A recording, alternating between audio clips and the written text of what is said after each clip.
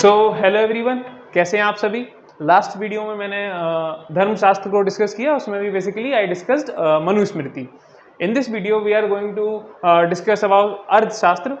और मैंने बताया था कि बेसिकली 3-4 हमारे इंडियन पॉलिटिकल थॉट का बेस है, धर्मशास्त्र, अर्थशास्त्र, बुद्धिस्ट ट्रेडिशन। सो अर्थशास्त्र जिस व्यक्ति ने लिखा, बेसिकली ऐसा माना जाता है कि बहुत सारे गुरुओं को पढ़ने के बाद कौटिल्य ने खुद का कुछ लिखा। ये बेसिकली कौटिल्य, जिनका नाम चाणक्य भी है, उन्होंने लिखा था।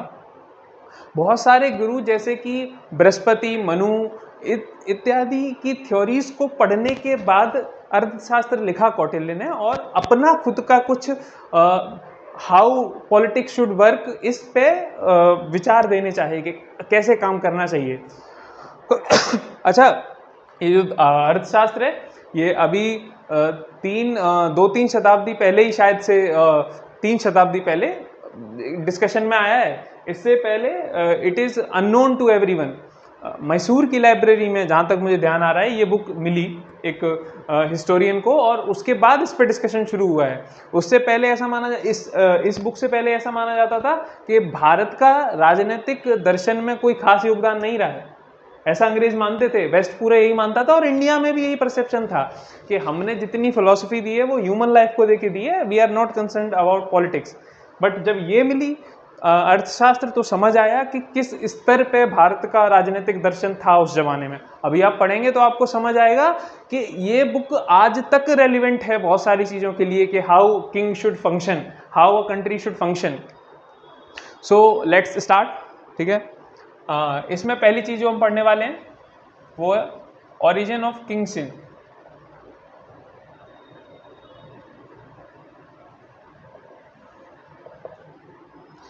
कौटिल्य बेसिकली जो राजा है उसको दिव्य नहीं मानते थे, कि ऐसा नहीं हुआ होगा कि मतलब दिव्य बना होगा, उस पर डिवाइन राइट्स है या डिवाइन अथॉरिटी है कि भगवान ने राजा को बनाया है। जैसे पश्चिम दर्शन में मैंने बताया था कि हीगल ऐसा बोलते थे कि जो राज्य है, state is the march of God on earth, कि it is by given us by the God. Kautilya ऐसा नहीं मानते थे।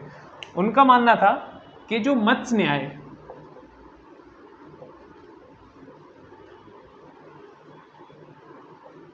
स्पेलिंग गलत हो सकती है, मत्स्य न्याय, ये नहीं आएगा शायद। जो मत्स्य न्याय इंडियन सोसाइटी में वर्ल्ड में प्रिवेल कर रहा था, बेसिकली उसको टैकल करने के लिए, मत्स्य न्याय मैंने पिछले वीडियो में भी बताया है, मत्स्य न्याय का अर्थ होता है बड़ी मछली छोटी मछली को खाएगी, अर्थात जो ताकतवर व्यक्ति है वो कमजोर का शोषण करेगा।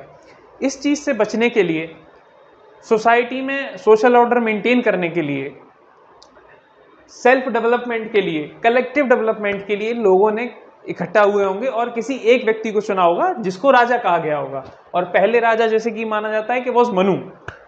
ठीक है, तो this was the reason for the origin of kingship, कि मत्स्य न्याय रहा होगा, उसके बाद लोग इकट्ठे हुए and then they made a guy as king, ऐसे चला होगा। अब स्टेट का भी जो ओरिजिन है वो भी डिवाइन नहीं मानते हैं, that is also based on need of the people. ठीक है, अब अगला जो टॉपिक आता है कि स्टेट बन तो गया, राजा बन तो गया। अब कौटिल्य बताते हैं कि राजा को चलना कैसे है। इसके लिए एक थ्योरी है, we are going to discuss that, Saptanga theory.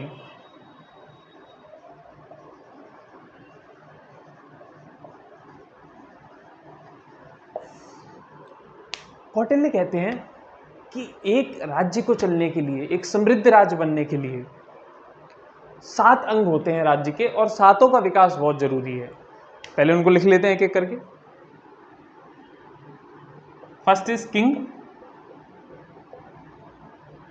Second is अमात्य,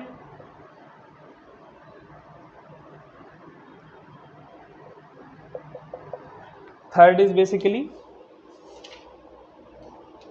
जनपद,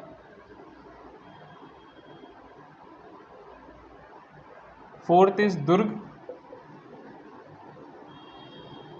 या फोर्ट जिसको बोलते हैं, फिफ्थ वन इज ट्रेजरी,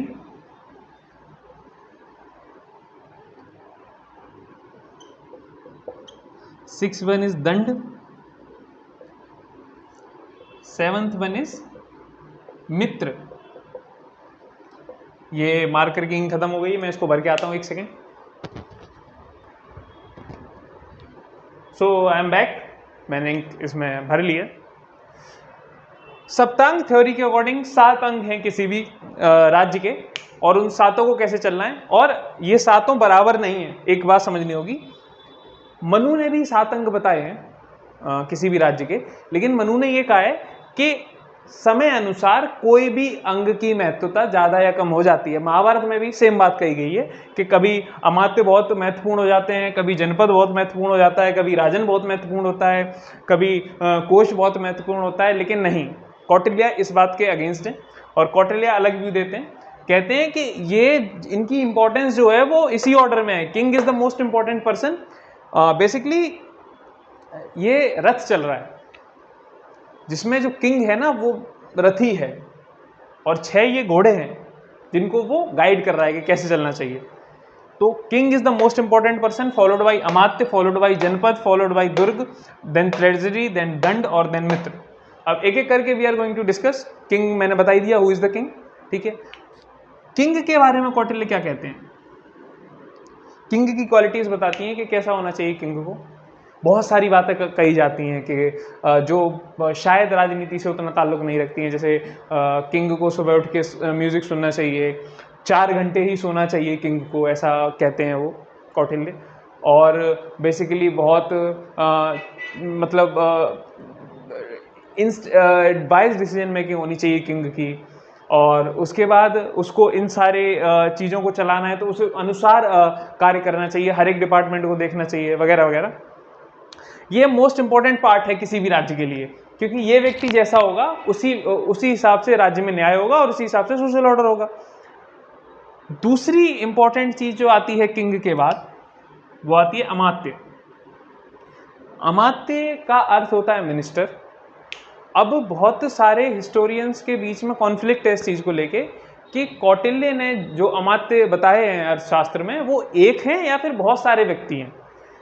वो ऐसे सोचते हैं, बहुत सारी जगह रेफरेंस मिलता है कि multiple ministers were there to assist the king. इनका काम होता है किंग को रिकमेंडेशन देना, और इनके रिकमेंडेशन पे किंग डिसीजन लेता है। ये आप सब समझ सकते हो कि मंत्रिमंडल जैसे आज के समाज में होता है, ये कितने महत्वपूर्ण होंगे किसी भी राज्य के लिए। ये महत्वपूर्ण है, ये तो ठीक बात है, लेकिन आप ये सोचिए कि कौटिल्य ये बात कितने साल पहले बता रहे हैं। मतलब भारतीय राजनीतिक दर्शन कितना ज़्यादा आगे था। कौटिल्य की तुलना जिस व्यक्ति से की जाती है, मैकियावेली से,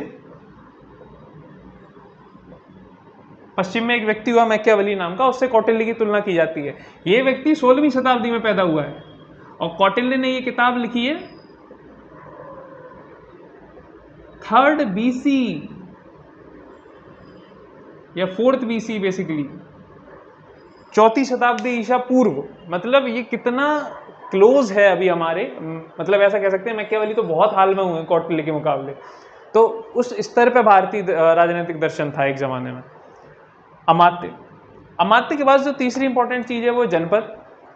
जनपद का अर्थ है पीपल और सोवरेनिटी या टेरिटरी। बहुत लोग इस चीज में भी कॉन्फ्लिक्ट है कि जनपद का अर्थ बेसिकली लोगों से है, लोग और टेरिटरी दोनों से है, या फिर सिर्फ टेरिटरी से है। लेकिन एक लार्जर कंसेंसस है कि जनपद means people and territory and sovereignty basically. These are the most important, one of the most important aspect of any state. इसके बाद अगला जो इंपॉर्टेंट एस्पेक्ट है वो है दुर्ग, फोर्ट। अब ये बहुत ही आप कौटिल्य की महानता इस चीज से समझ जाएंगे कि वो फोर्ट के बारे में, दुर्ग के बारे में, किलों के बारे में क्या कहते हैं। अकॉर्डिंग टू कौटिल्य, किले जो बनाने चाहिए वो या तो आपको नदी के बीच में बनाने चाहिए, नदी के बीच में मतलब नदी से सराउंडेड, या फिर पहाड़ पर बनाने चाहिए। मतलब इस हिसाब से बनाने चाहिए कि शत्रु हमला करने के लिए जितनी कठिनाई आप शत्रु को दे सकें उतनी आप दे पाए। पूरा रेफरेंस बताया है कि वेयर दुर्ग यानी फोर्ट शुड फॉर्म। अब आज के ज़माने में थोड़ा सा इरेलीवेंट लग सकता है आपको, वैसे रेलिवेंस है इसकी आज भी, कि कंस्ट्रक्शन इस हिसाब से होना चाहिए कि दुश्मन की अटैक करने की प्रोबेबिलिटी कम से कम हो। लेकिन अब क्योंकि एयर स्ट्राइक्स होती हैं, वी हैव एयर फोर्स, तो इसकी इंपॉर्टेंस कम हो जाती है, लेकिन अभी भी उतना ही इंपॉर्टेंट है ये कंसेप्ट भी कि कहाँ पे बनाने चाहिए किले। ठीक है, अब पांचवी चीज जो है सप्तांग थ्योरी में, दैट इज ट्रेजरी, बेसिकली कोष, स्पेलिंग माइट बी रॉन्ग, ठीक है, कोष।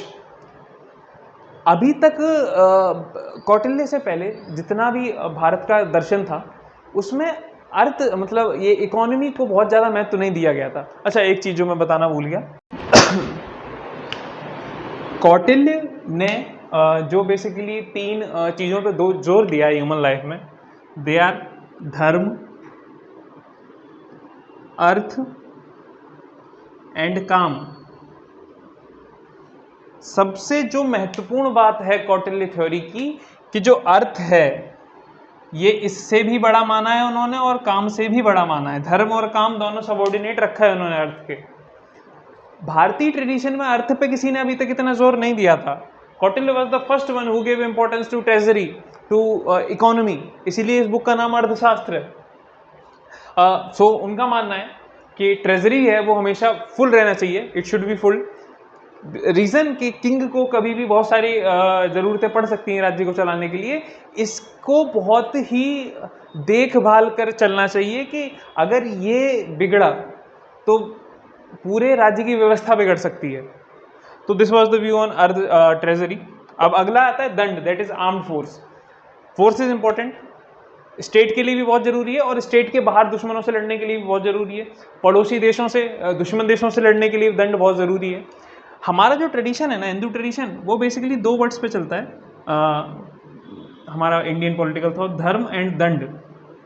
धर्म मैंने लास्ट वीडियो में बताया, मनुस्मृति, और बेसिकली धर्मशास्त्र पूरा का पूरा ही धर्म पे बेस्ड है। जबकि जो दंड है, जो अर्थशास्त्र है, वो दंड के ऊपर है, फोर्स के ऊपर, कि अगर आपकी बात नहीं मानी जा रही तो you are allowed to use the force. लेकिन धर्म शास्त्र ऐसा नहीं था। It was completely based on dharma of individual as well as the dharma of king। ठीक है, तो दंड को उन्होंने इंपॉर्टेंट माना है। जो सेवंथ पार्ट है बेसिकली कौटिल्य की थ्योरी का, सप्तांग थ्योरी का, that is Mitra. Mitra means हमारा अलाय। अब मित्र भी उन्होंने दो तरीके के माने हैं। मैं एक सेकेंड देख लेता हूँ एग्जैक्ट स्पेलिंग, इस बार गलत नहीं लिखूंगा। एक सहजा, सहज, और दूसरा basically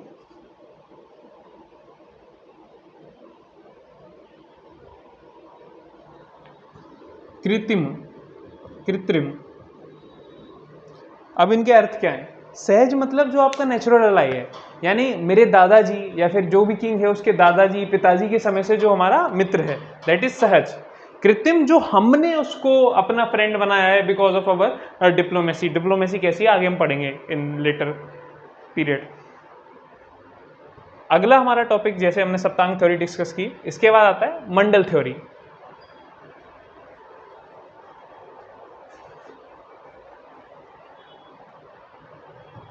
Mandal theory basically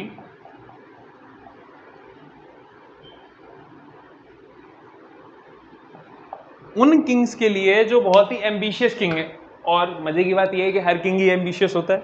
every king wants to expand his territory and increase his power and basically प्रसिद्ध फेम चाहिए हर एक को, वगैरह वगैरह। ठीक है, तो Mandal theory is completely based how a king should work in foreign affairs. अब मंडल थ्योरी क्या कहती है कि जो इंस्टेंट पड़ोसी होगा ना आपका, पड़ोसी राज्य जो होगा वो आपका दुश्मन ही होगा। पड़ोसी आपस में, पड़ोसी राज्य आपस में कभी दोस्त नहीं हो सकते। ये कितनी बड़ी बात कही है कौटिल्य ने। इसके एक्सेप्शंस देखने को मिलते हैं, USA and Canada, India Pakistan. नहीं नहीं नहीं, एक्सेप्शन नहीं है, ये तो एकदम फिट बैठ रहा है मामला इधर। इससे ज़्यादा फिट तो शायद ही कहीं बैठे विश्व में। ठीक है, इंस्टेंट पड़ोसी होगा वो आपका दुश्मन होगा, और उसका जो पड़ोसी होगा वो आपका मित्र होगा, नेचुरल फ्रेंड। मतलब दुश्मन का दुश्मन will be your friend. Basically पड़ोसी का पड़ोसी आपका मित्र होगा, और उसका जो पड़ोसी है वो आपका दुश्मन होगा, क्योंकि वो आपके पड़ोसी का मित्र है। आपके दुश्मन का दोस्त है तो वो आपका दुश्मन हुआ। आराम से समझिए, आपके दुश्मन का दुश्मन आपका दोस्त होगा, और आपके दुश्मन का दोस्त भी आपका दुश्मन होगा। अब वो कहते हैं कि 3-4 तरीके के राज्य होते हैं, 4 तरीके के, हाँ 4 तरीके के राज्य होते हैं। पहला है एम्बिशियस किंग, विवत्सु, विधिशु बेसिकली, जो सेंटर में राज्य है, जिसको लेके, जैसे मगध को लेके कौटिल्य पूरी थ्योरी दे रहे हैं। इसका जो इंस्टेंट पड़ोसी होगा वो उसका दुश्मन होगा। इसके और इसके पड़ोसी के बीच में एक किंग होगा जो कि बफर स्टेट की तरह काम करेगा। There will be a buffer state. जैसे आराम से समझिए, इंडो और चाइना, इंडिया और चाइना के बीच में नेपाल क्या है? Nepal is like a buffer state between India and China.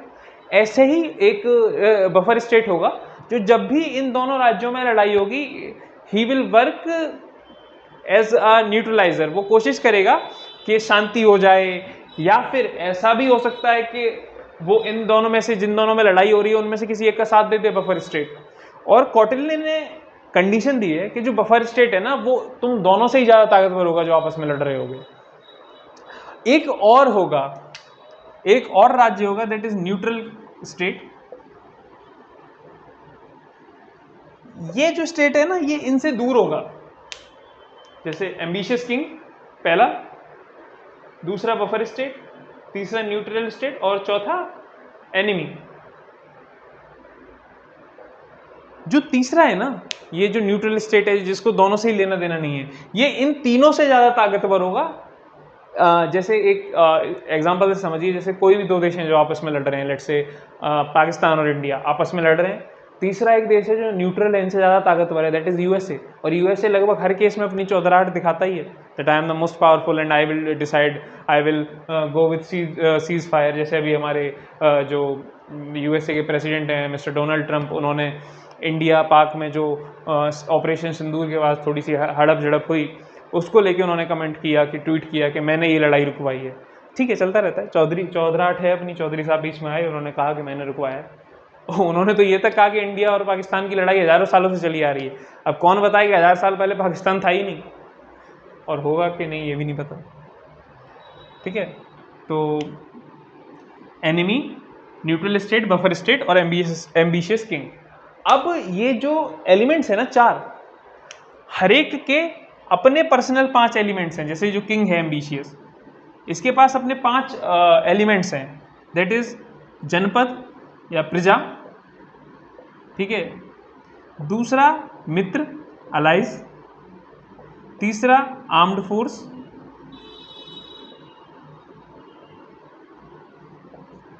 चौथा बेसिकली इट हैज, इसको बोलते हैं कोश यानी ट्रेजरी, पांचवा इट हैज फोर्ट। अब 5 एलिमेंट्स इसके पास हैं, छठा ये खुद है,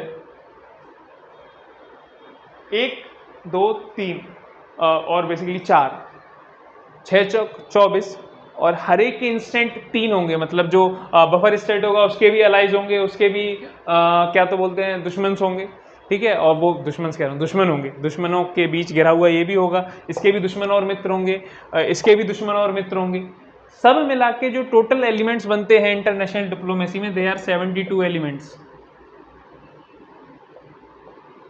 5 इसके, छठा किंग खुद, उसके बाद इन चारों के, और जैसे इसके लिए ये 3 है वैसे ही हर एक के लिए 3-3 होंगे।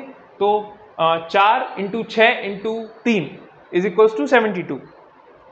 ठीक है, ये मंडल थ्योरी है। अगर कोई किंग है जो एम्बिशियस है तो उसको इन 72 एलिमेंट्स पे ध्यान देना ही होगा और इसके अकॉर्डिंग अपनी डिप्लोमेसी चलानी होगी। अब अगला टॉपिक जो इसी से रिलेटेड है, अब हम बात करेंगे, we will talk about diplomacy.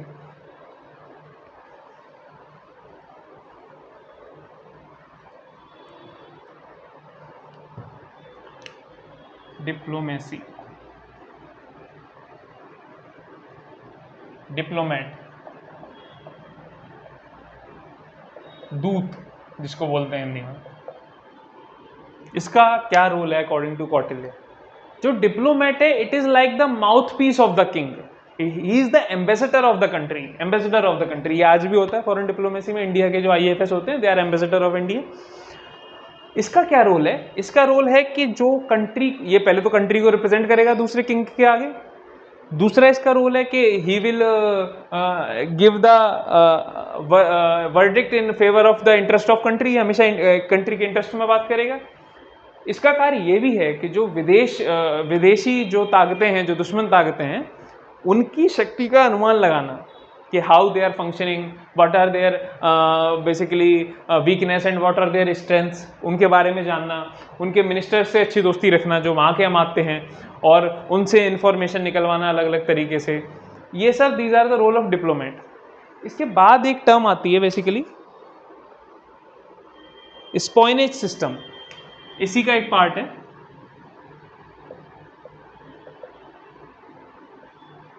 स्पॉइनेज system basically spy, मैंने स्पेलिंग ठीक लिखी है क्या? स्पाइस, या फिर इसको ऐसे बोल सकते हैं स्पाइस, अगर इसको बहुवचन बनाना है। स्पाइस जो हैं, गुप्तचर हिंदी में जिसको कहते हैं, they are equally important like diplomats. Kautilya ने कहा है कि जैसे डिप्लोमेट्स जो हैं, they are the mouth piece of the king, जो स्पाइस है they are the eye of the king. आज के ज़माने में भारत के लिए जो काम रॉ करती है, पाकिस्तान के लिए जो काम ISI करती है, ये जो एजेंसीज हैं, इजराइल के लिए मोसाद है, these are the spies agencies, basically these are the eye of the king.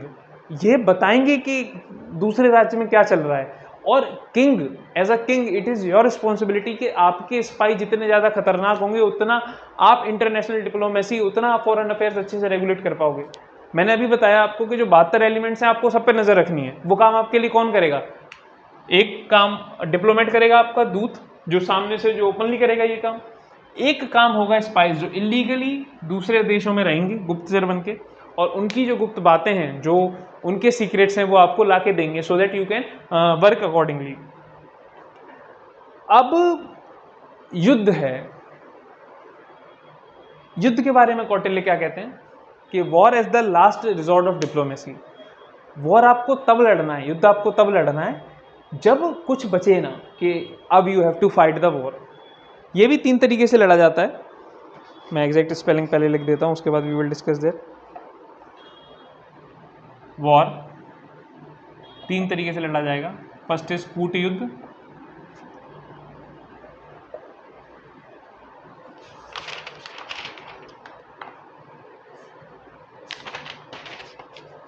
One is कूट युद्ध, एक इज प्रकाश युद्ध,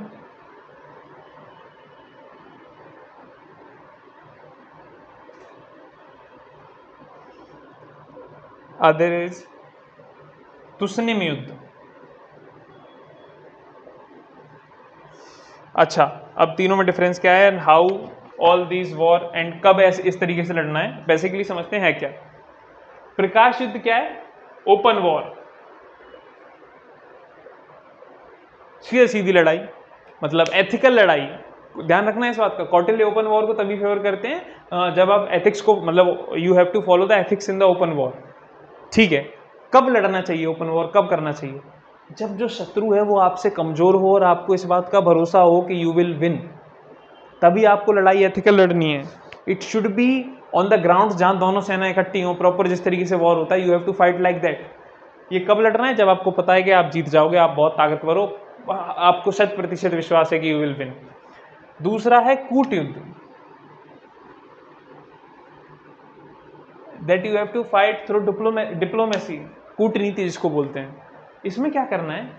ये तब लड़ना है जब आपको पता है कि सामने वाला ज़्यादा ताकतवर है। इसमें आपको टैक्टिक्स यूज़ करने हैं, बेसिकली अलग अलग तरीके के वॉर टैक्टिक। लाइक जैसे कि कुछ ऐसा करो कि जो सामने वाला, जो आपका दुश्मन देश है, उसमें खाना ही ना पहुँचे, खाने की कमी हो जाए, पैसे की कमी हो जाए, इस तरीके से। जो नदी है उसको पॉइजन कर दो, जो नदी बह के उधर जा रही है, ताकि लोग मरे, वहाँ पे सैनिक मरे, वहाँ के लोगों को बंदी बनाओ। मतलब ये इस तरीके से लड़ना है कि आपको उससे डायरेक्ट कॉन्फ्रंटेशन ना करनी पड़े, क्योंकि आपको ये पता है कि इससे लड़े तो मामला बिगड़ सकता है, क्योंकि ज़्यादा ताकतवर है। सोचिए कितनी बड़ी बात कही है कौटिल्य ने।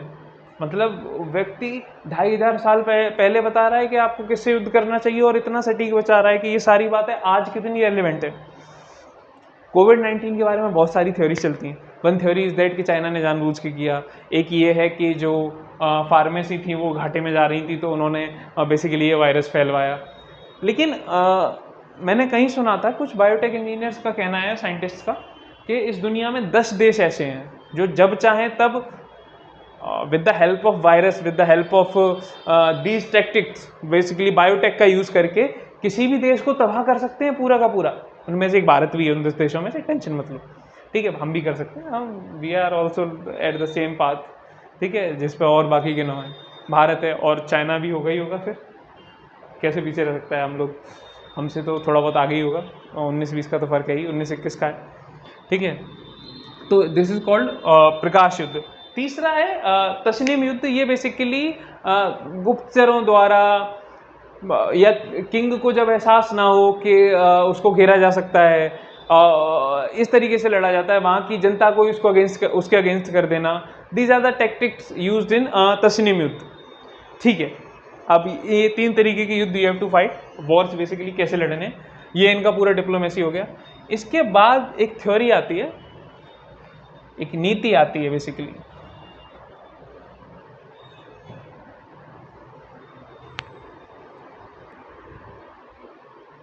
कोई आ गया था तो I have to tackle that guy. अगला जो कॉन्सेप्ट है दैट इज शतगुण नीति, यानी 6 वॉर टैक्टिक्स। पहली बार मैंने ये शब्द सही से बोल पाया हूँ मैं, टैक्टिक्स मतलब वॉर कैसे लड़ना है। 3 तरीके के वॉर हैं, I have explained to you.